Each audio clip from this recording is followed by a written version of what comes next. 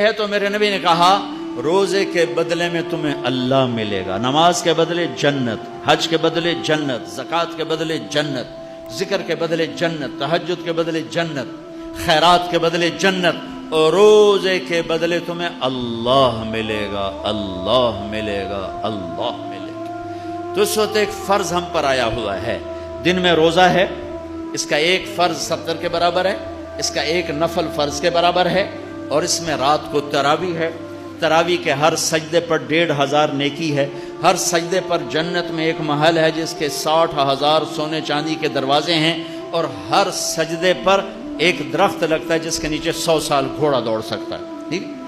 تو اگر آپ 20 تراویح پڑھتے ہیں روزانہ اور 40 سجدے کرتے ہیں تو 60,000 نیکیاں روز لے کے جاتے ہیں، 40 محل لے کے جاتے ہیں، 40 درخت لے کے جاتے ہیں، اور آخری رات میرا اللہ کہتا ہے رات کی تراویح اور دن کے روزے کے بدلے جاؤ، میں نے تمہیں معاف کر دیا، میں نے تمہیں معاف کر دیا۔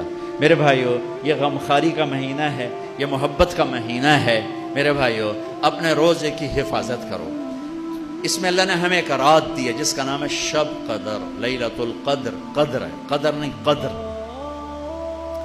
قدر کسے کہتے ہیں؟ شب قدر۔ قدر کا کیا مطلب ہے؟ قدر کا مطلب ہے عزت، مرتبہ، بلندی۔ تو اللہ کہہ رہا تمہیں ایک مرتبے والی رات دی، عزت والی رات دی، مرتبے والی رات دی۔ پہلی قوموں کو شب قدر نہیں ملی، ہمیں ملی ہے۔ صرف لیلۃ القدر ہمارے لیے، پہلوں کے لیے نہیں۔ ایک رات 80 سال سے زیادہ بندگی، 21، 23، 25، 27، 29، ان 5 راتوں میں تلاش کر لو۔ آج کل راتیں چھوٹی ہیں، تھوڑا سا جاگ لوگے، پوری رات کی بندگی کا اجر مل جائے گا۔